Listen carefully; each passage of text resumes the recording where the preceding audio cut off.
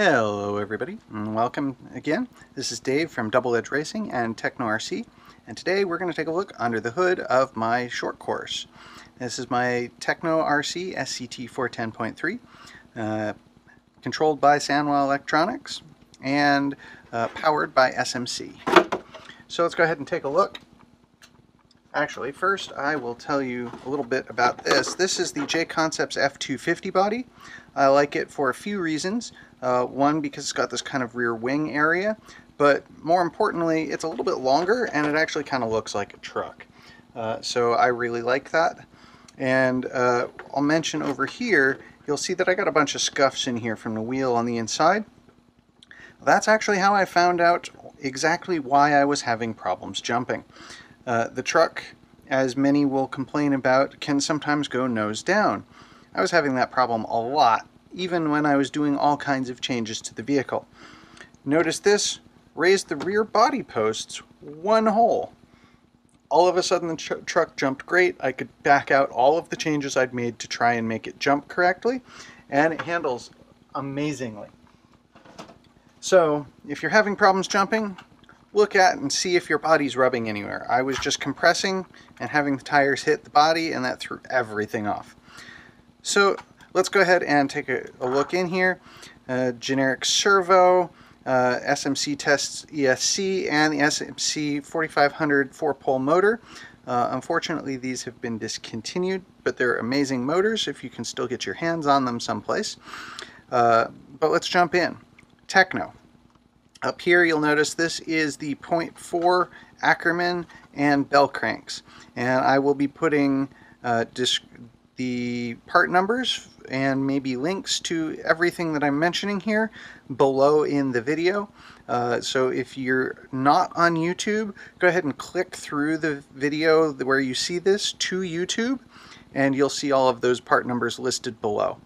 So that's going to be the 0.4 Ackerman. This is what came on the EB48.4, MB48.4, and actually also with the MT, our monster truck. So you need the Ackerman and the bell cranks to go with it. And then your steering links here, you need to shorten those by a couple millimeters. So you just chop off the end with like a Dremel or a hacksaw or anything like that, and then file off that end so it's not really sharp. Stick it back on so you can adjust everything as normal. The other thing that I've done on the front end is for durability purposes, not that it was a huge problem before, but to make sure that my truck was bulletproof, I've put on all of the aluminum blocks. So that actually goes to the back as well, which I'll cover in a second. But the A and B blocks, those are in aluminum so that I don't have to worry about anything. And you'll notice I am running the original style SCT 410.3 front bumper. Now the original SCT 410 and the revised version of this that is available as an option part, those front bumpers come down and go around this and cover these two screws, so these screws will go through it. And that was because a bunch of people were having problems with this bumper popping off after a hard impact, be it from a nosedive or getting hit from somebody jumping backwards on the track, etc. This screw here, it would just kind of pop off and pull the head of that screw right through it, and the screw would stay screwed in, but the bumper wouldn't. So what I've done, and it's a little bit hard to see, but I'll try to get it in view here, is if you look down here, right where the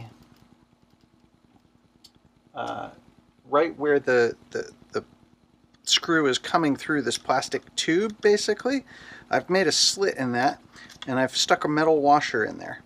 And by doing that, it can't pull through anymore, and so when the screw is getting pressure on it, the washer is preventing it from going anywhere, and so instead of pulling through the plastic, it just stays there, and you'll never have a problem with your front bumper again.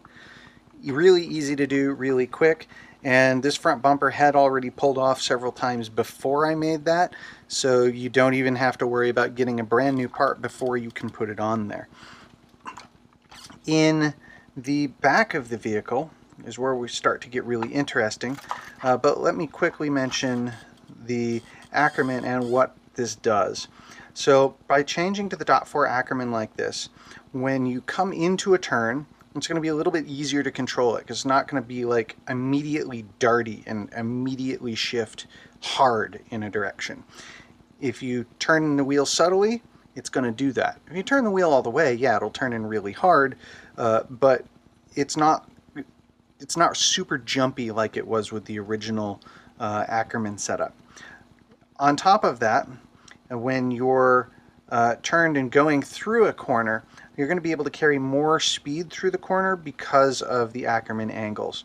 So that's going to help you out all the way around in just about everything. And so now let's go ahead and jump to the rear.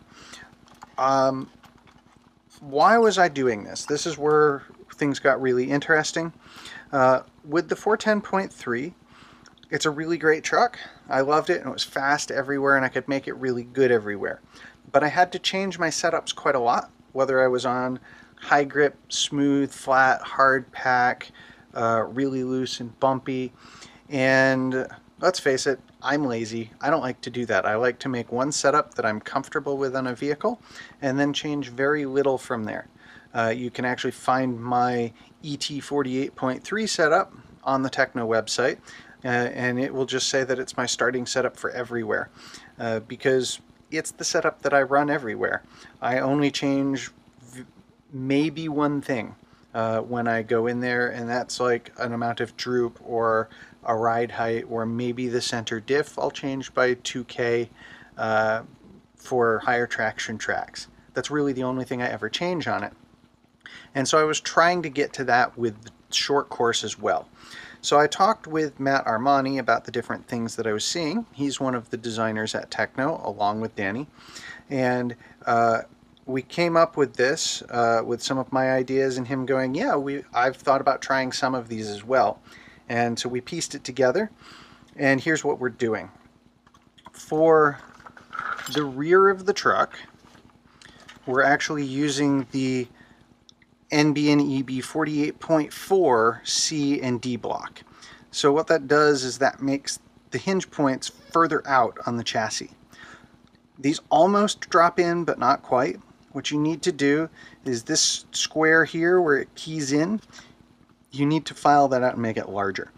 I used some diamond files from Hobby Shop, few bucks. But you can also do it with a Dremel, or if you've got a mill, any of those things will work. You just need to enlarge this hole a tiny bit to be able to fit the .4, because this key is larger on the C block from the .4. Now to do that and be able to work within the vehicle, you have to then switch to the original SCT 410 arms for the rear, because if you don't, you're going to end up with all kinds of incorrect lengths of things.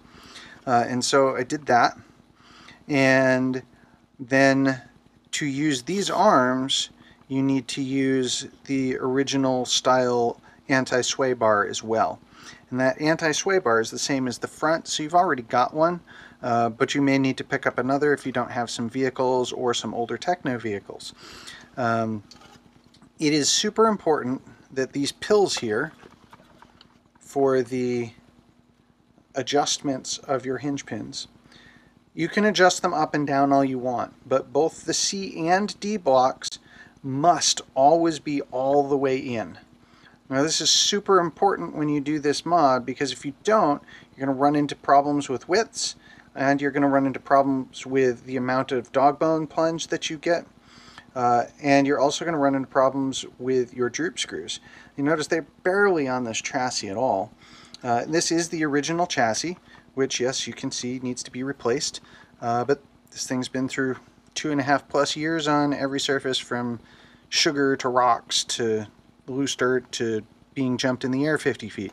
So it kind of deserves it. If you decide that you want to do this and you don't want to do this, and you don't want to deal with the points here getting worn out or being so far out for your droop screws, you can actually pick up a .4 chassis, and it will go on here perfectly. There's nothing you have to do to make it fit. It will just fit as is. But one note, if you're converting like this one rear screw, That can't be here because of where the C-block goes. It's wider, so the C-block would interfere with that. So on your tray, you're going to have to carve out that back section. You can just clip it off with some clippers if you've got them, or you take a Dremel to it. Either one's really easy, but you got to take that off of the tray in order to do this. I'm also running the HRC rear hubs in here to complete that package for the rear end. And one thing that you do need to note is that when you're doing this, on the arms, it's upside down right now, but on the arms here, on the other side, you need to actually do a little bit of Dremel work here, because everything's super compact now and it's not the pieces it was originally designed for. And so you can actually end up with the inside of the stub axle and drive shaft getting stuck and rubbing on here. And so to avoid that, you just want to Dremel down that inside rib that is in here. And I'll get some light on it. So this rib right here that sticks up at the end, you're just going to take a Dremel to and take that out. And if you drop it down so that it's flat with the rest, then you'll be fine. On top of all of this, in the rear, the shocks are the same, but you may have noticed that I've got yellow back here, which most people will think, oh, that's pretty stiff. We don't normally run that. That's really, really true, because these aren't just yellow rears, these are yellow front springs. I'm running green front and yellow front on the back. And for the pistons, I'm using 10 by 1.2 conical pistons in both the front and the back.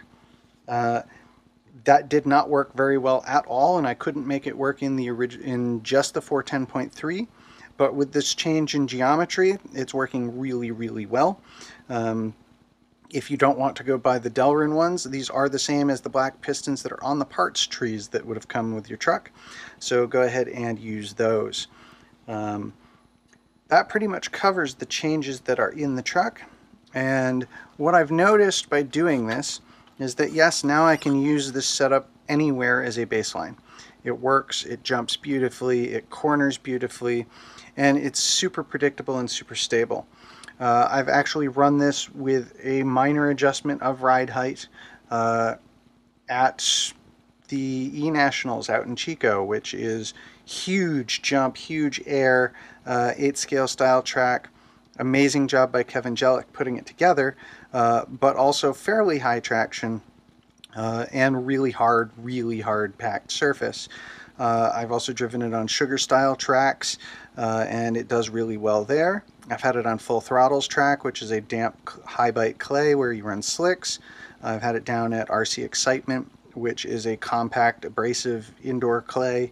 I've had it at the barn, which is super fluffy, kind of like it's packed, but the surface is always filled with fluff, and so there's lots of sideways drifting and everything else there. The Money Madness race that I was out at Evolution and also down at Hillside, all of these places I've been running this setup and adjusted to it, and it has worked really, really well. Things that I've noticed with it is not only can I come into the corner, but I can break it free and then keep the rear end broken free through a corner if I want to. And I've never been able to drive that style until I had this, because it's so stable doing it. And so I've handed the controller to new people that really haven't done much of anything in the hobby, come out to race for the second or third time, and they've found it comfortable to drive after a couple laps. And they've gotten around the track pretty well. I've handed it to other pros that are both Tekno-sponsored drivers and other companies' sponsored drivers, and they've all done the same. They've started to get around the track really comfortably, really quickly, and found that they enjoyed pushing the vehicle, and all said that they really liked it. So I think this is a great base setup, but again, this isn't this kind of thing like, no, this is not going to be a 0.4 kit, because it's just a mishmash of parts that we've managed to put together, and you can't even use all of the options on them.